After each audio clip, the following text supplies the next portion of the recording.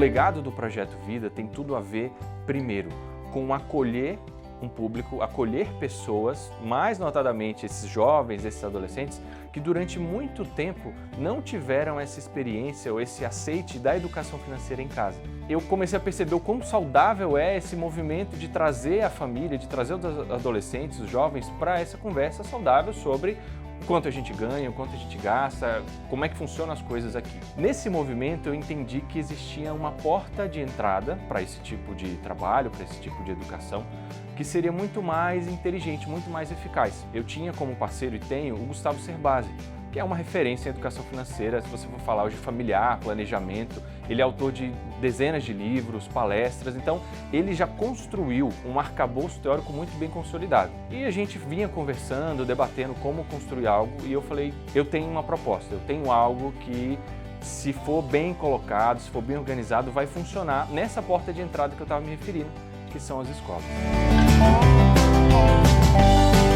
E essa é a proposta do Projeto Vida, por meio dos jogos, por meio dos elementos do jogo, envolver esse aluno, esse estudante, num processo de fato decisório, ele se sente parte. E quando ele se sente parte, ele se engaja muito mais. A escola, portanto, é esse ambiente em que esse aluno, envolvido naquela dinâmica de jogar, de participar, ver os seus colegas também vivenciando, assimila, e não só isso, ele leva para casa. Porque ele vai comentar com o pai, ele vai comentar com os responsáveis, olha, joguei um jogo na escola, tive uma oportunidade incrível, eu conheci no jogo uma situação, uma realidade diferente da nossa. Como é que é a nossa? Como é que eu comparo essas duas coisas? E todo esse processo vai influenciando a comunidade, a família. A educação financeira que viabiliza um projeto de vida sustentável é o que está por trás do Projeto Vida. Uma educação fiscal que coloca ele num lugar de cidadão, de responsabilidade, mas também com uma visão mais madura da coisa, de como que acontece a gestão pública, como é que é esse gasto, como é que é essa arrecadação, e o empreendedorismo, que é o nosso terceiro pilar, como uma opção de projeto de vida, mas também como um conjunto de habilidades que permitem ele se planejar bem, executar bem e cuidar muito bem do seu projeto de vida. E obviamente que a partir de premissas tão, digamos, pretensiosas assim, a gente tem que ter um material robusto de acordo. O jogo e os elementos do jogo permitem que esse aluno tome essa série de decisões. Você tem cenários, você tem cartas, você tem fichas, você tem elementos que imbuem essa pessoa, esse estudante, de sentimentos. E aí, a partir do sentimento, você dá a informação, você dá o conteúdo, você dá toda essa estratégia que a gente pretende construir ao longo, desde o 6º ano do ensino fundamental até a 3ª série do médio. É um processo, é uma jornada, como eu comecei dizendo, que tem esses momentos onde a gente destaca uma coisa, a gente constrói outra, a gente coloca outra em cima e a gente, no final, encerra, assim espero, com as ferramentas que esse estudante, esse professor e essa família vão precisar levar para a vida. Quando nós apresentamos o Projeto Vida, nós somos sempre muito bem recebidos com a proposta do projeto, porque é uma proposta diferenciada de se trabalhar com a educação financeira e a educação fiscal, e uma proposta onde a ludicidade, onde o jogo entra em campo. Então, o trabalho do professor é visto como transformador. Não adianta termos um projeto tão encantador dentro da sala de aula se não tivermos também um professor reflexivo sobre a sua prática pedagógica. E o Projeto Vida, nesse cenário, ele acaba ganhando muitos pontos porque ele vai transformar a realidade de jovens e adolescentes que estão inseridos num contexto onde muitas vezes a aprendizagem já está no nível bem abaixo do esperado. O material ele está alinhado à BNCC e toda a proposta que é construída no cenário educacional é abrangida pelo Projeto Vida. Então o jogo ele acaba sendo um forte influenciador dessa dinâmica existente em sala de aula para que o aluno alcance todos os níveis esperados dentro desse contexto educacional.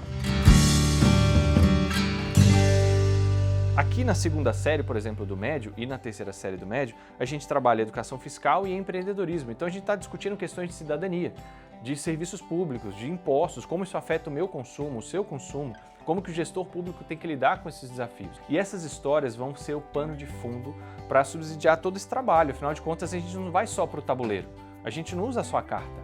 A gente precisa entender por que a gente está usando aquela carta. E essa história é um convite que os personagens fazem para que a gente mergulhe no jogo. Você vai ter toda a narrativa, que foi escrita em prosa, você tem os personagens, todas as conversas, os traços de personalidade. E depois um convite, olha, vamos resolver a situação do Bruno, do Jorge, da Leila, da Márcia? Vamos! Por isso que os personagens servem como essa referência. A gente está cuidando desse personagem que tem esse background, que tem essa visão de futuro. O livro vai explicar tudo isso bonitinho e o livro também tem uma seção que é muito importante. Assim como no tabuleiro, nós temos os checkpoints. Esses checkpoints são sessões específicas em que o aluno vai voltar para o que ele fez no jogo, observar as suas decisões e refletir. Como que esse jogo que eu acabei de vivenciar se espelha na realidade? Como que eu levo, ou o que eu levo para minha casa hoje, quando acabar a aula? Tudo isso o professor vai ter como um roteiro para que ele possa se organizar e se planejar, e o aluno vai ter um convite para essa reflexão. Portanto, o livro do aluno também tem esse conteúdo mais consumível. Ele tem que preencher algumas fichas, alguns elementos que vão embasar não só o jogo, mas o pós-jogo, para que não fique parecendo que foi só um momento de entretenimento. A gente só não preencheu a aula, a gente também aprendeu, a gente construiu algo. O livro é o melhor amigo do professor. O livro também vai ser o melhor amigo do aluno. Vocês vão ter um lugar seguro para planejar a sua aula, para imaginar como é que vai ser.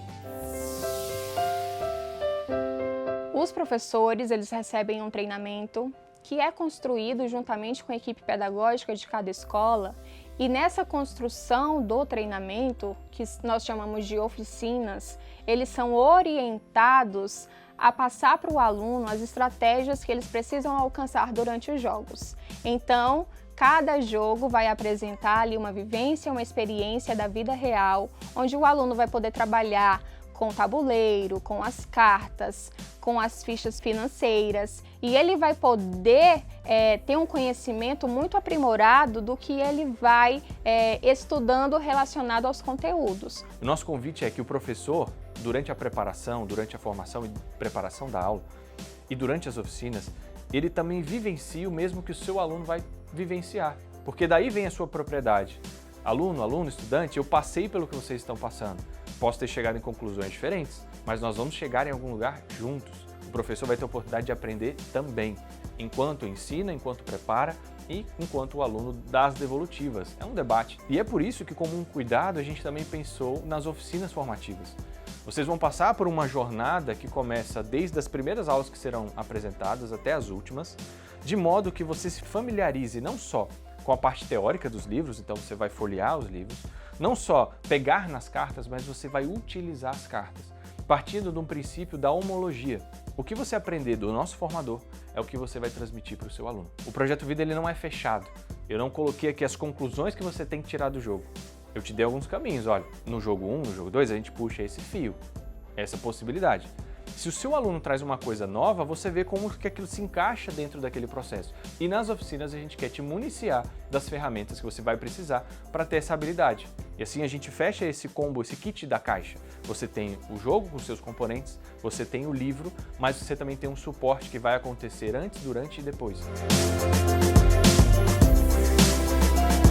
E não é porque é um jogo que não deixa de ser um ensinamento de algum conteúdo que esteja também sendo repassado pelo professor dentro da sala de aula. Não é um projeto engessado, é um projeto que é trabalhado junto com todos os outros planejamentos que já existem dentro da sala de aula. Então o professor ele tem uma autonomia de criar, de desenvolver, de pegar na mão desse aluno, de fazer com que ele conquiste outros desafios a partir das experiências que são propostas com os jogos. Quando o aluno ele interioriza toda essa prática, toda essa vivência, ele vai querer continuar adquirindo fortemente outras experiências. E é por isso que nós aqui da MVT Educação acreditamos no potencial do Projeto Vida.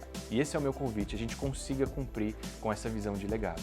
Que a gente consiga olhar no olho do aluno e perceber que ele está sendo transformado, que a sua família está sendo transformada e que, de fato, o propósito do Projeto Vida, do investimento feito, do esforço feito, está valendo a pena, está retornando, está voltando para a gente quanto pessoa, quanto indivíduo, mas também para a sociedade.